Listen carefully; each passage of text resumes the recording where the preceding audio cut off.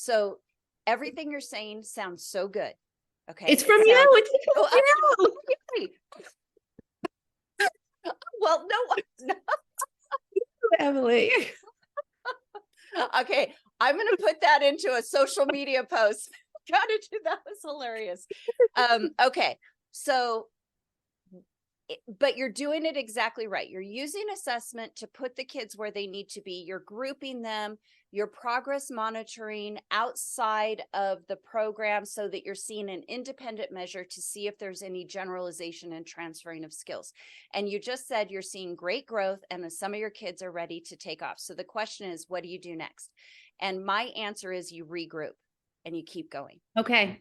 That's okay. what I think you need to do. I think you need to either, you need to go back to that QPS and you need to say, okay, because it doesn't make any sense to keep them 4 weeks. Right. Because the kids that haven't made the growth need more intensive, either the group size is going to change, your intensity is going to change, you're going to slow down, you're going to do, okay. You have to, if they haven't made the growth, that's okay. But you have to change the delivery of the instruction or the group size or the curriculum. But I don't think the curriculum at this point is the issue.